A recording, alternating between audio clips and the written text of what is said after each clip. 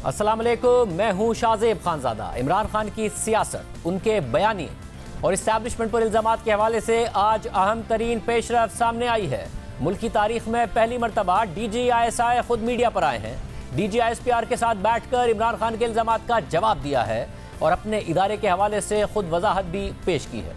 बहुत से इनकिशाफात किए हैं, बहुत से राजों से पर्दा उठाया है, बहुत सी खबरों की तरदीद और कुछ खबरों की तस्दीक भी की है। अरशद शरीफ की शहादत और उसके इर्द गिर्द फैली हुई अफवाहों पर बात भी की है। शफाफ तहकीकात का मुतालबा किया और वाज़ेह किया कि पाक फ़ौज का इस कत्ल से कोई किस्म का ताल्लुक नहीं है। इमरान खान ने खुद तो इन बातों का जवाब नहीं दिया, लेकिन तहरीक इंसाफ की सीनियर क़यादत ने न्यूज़ कॉन्फ्रेंस करके आज जवाब दिया है। दोनों का मौक़िफ़ आपके सामने रखते हैं। अहम बात यह है कि गैर मामूली तौर पर DGISI lieutenant general Nadeem Anjum इस प्रेस कॉन्फ्रेंस में मौजूद थे। उनकी मौजूदगी पर लोगों को हैरत भी थी, जिसकी उन्होंने खुद वजाहत भी की और बताया कि पिछले साल से इदारे पर सियासी मुदाखलत के लिए दबाव था और ये भी बताया कि पिछली हुकूमत ने तहरीक अदम एतमाद से पहले आर्मी चीफ को मुद्दत मुलाजमत में गैर मुय्यना मुद्दत के लिए तौसी की पेशकश भी की थी, जिसे आर्मी चीफ ने मुस्तरद कर दिया था। साथ ही इमरान खान की तरफ से मीर जाफर और मीर सादिक के इल्जामात का जवाब भी दिया। मुझे शौरी एहसास है कि आप लोग मुझे अपने दरमियान देख के हैरान हैं और मैं आपकी हैरानी को अच्छी तरह समझ सकता हूँ। लेकिन आज का दिन कुछ मुख्तलिफ है।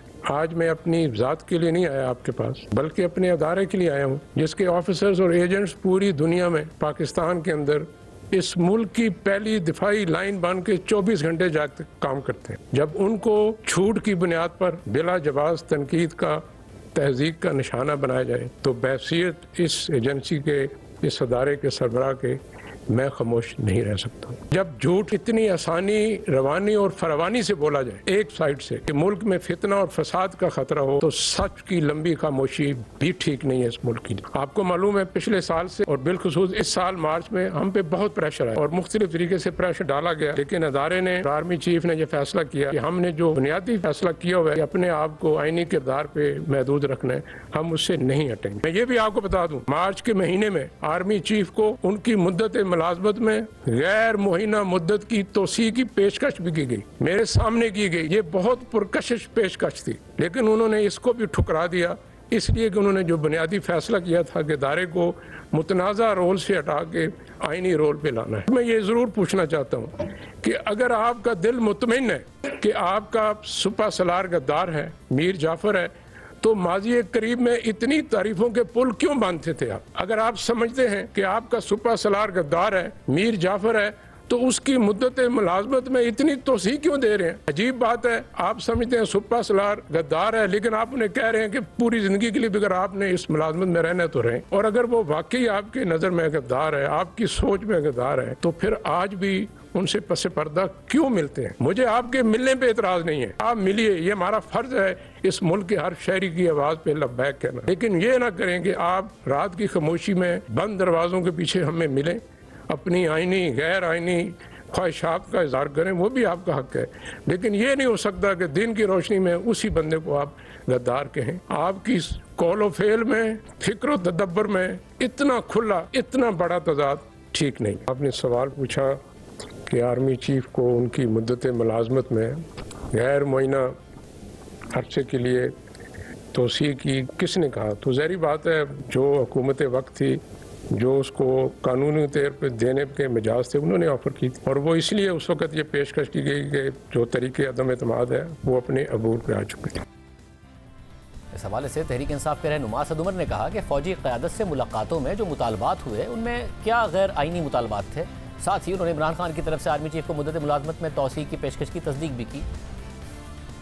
बात का जिक्र किया गया कि आर्मी चीफ के साथ मुलाकातें हुई, वो क्यों हुई, और साथ साथ ये भी बात की गई कि फ़ौज अपने आईनी किरदार के अंदर रहना चाहती है। बहुत अच्छी बात है और कि फ़ौज ने फैसला किया कि वो अपने आईनी किरदार के अंदर रहना चाहते हैं। लेकिन इन मुलाकातों के अंदर गैर आईनी मुतालबा क्या किया? जो मुतालबा है वो सारी कौम के सामने एक दफ़ा नहीं 1000 दफ़ा इमरान खान दोहरा चुके हैं। जो अदम एतमाद की तहरीक आने के बाद मुल्क में आया है, उससे जो माशी बहरान पैदा हुआ है, जो पाकिस्तान की तारीख तारीख का शायद सबसे ज़्यादा ख़तरनाक माशी बहरान है, जो समाजी बहरान अब मुल्क के अंदर फैलना शुरू हो रहा है।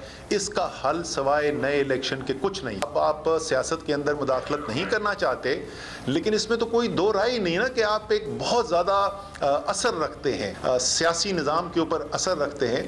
तो आपसे ये कहना कि आप अपना असर व रसूख इस्तेमाल करें ताकि पाकिस्तान इस सियासी बहरान से निकल सके, ये आपको इससे ये तो हो सकता है कि इत्तेफाक ना हो, लेकिन ये गैर आईनी किसी तरीके से भी नहीं। हुकूमत अपने पाँव पे तो खड़ी हो ना, देने जोगी हो तो सही ना कुछ।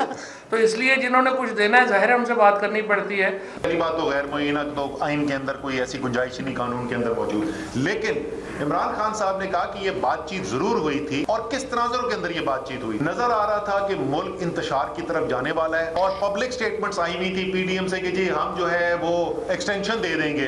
तो ये जरूर इमरान खान साहब ने कहा था कि अगर मामला एक्सटेंशन का ही है तो एक्सटेंशन तो हम भी दे सकते हैं आपको, मुल्क को इंतशार में ना जाने दिया जाए। और इसके अलावा उन्होंने ये भी कहा कि बातें तो बंद कमरे के अंदर बहुत सारी होती हैं, ये बेहतर ये है कि बंद कमरों की बातचीत को अगर आप एक एक टुकड़ा बाहर लाने की शुरू करेंगे तो फिर उन्होंने पता नहीं क्या क्या बातें आगे लेके आ जानी है, तो इस तरफ ना जाया जाए तो बेहतर है। तहरीक इंसाफ की क़यादत कह रही है कि इसमें कोई गैर आइनी बात नहीं है। कैसे गैर आइनी बात नहीं है?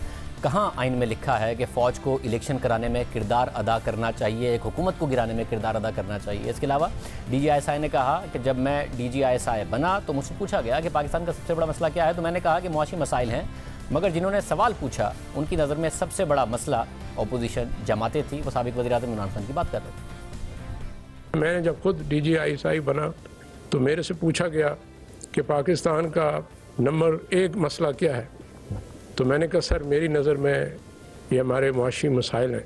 बहरहाल जिन्होंने सवाल पूछा वो मेरी राय से मुत्तफिक नहीं हुए, उनकी नज़र में हिज़्ब इख्तिलाफ पाकिस्तान का सबसे बड़ा मसला था। तो अदम इस्तेकाम है वो, उसकी एक वजह यह भी है कि हमें चाहिए कि हम आइनी और कानूनी रास्ते इख्तियार करें अपनी ख्वाहिशात की तकमील में। जब हम चोर दरवाजे गैर आइनी गैर कानूनी तरीके इस्तेमाल करते हैं तो मुल्क में इंतशार आता है। और ISI ने, इदारे ने ये फैसला कर लिया है, ये सिर्फ वो काम करेगा जो कौमी उमंगों का मदर है और उस अंदाज में करेगा जो आइन में लिखा है, इससे बाहर नहीं जाएगा। इस हवाले से तहरीक इंसाफ के रहनुमा असद उमर ने इस बात की तस्दीक की कि इमरान खान अपोजिशन को सबसे बड़ा मसला समझते हैं, लेकिन ये वजाहत की कि करप्शन पर काबू पाने की बात कर रहे थे। ये बात की गई कि वज़ीर आज़म से जिस वक्त बात की गई, उन्होंने नाम नहीं लिया वज़ीर आज़म का, लेकिन ज़ाहिर है वज़ीर आज़म इमरान खान की बात हो रही थी कि उनसे जब पूछा गया सबसे अहम चीज़ क्या है, तो DGI जो हैं उन्होंने कहा कि जी उनकी नज़र में मईशत सबसे अहम चीज़ है।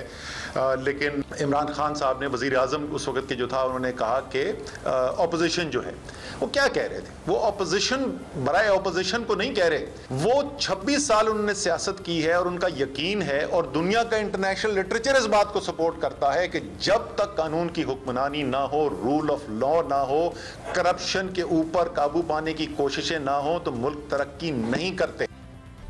मगर मसला यह है कि इमरान खान ISI को अपोजिशन के खिलाफ इस्तेमाल करना चाहते थे, इसीलिए उनके DGISI की तैनाती पर इख्तलाफात हो गए थे। उन्होंने खुद माना था कि वो सर्दियों तक अपनी हुकूमत बचाने के लिए जनरल फैज़ को DGISI रखना चाहते थे।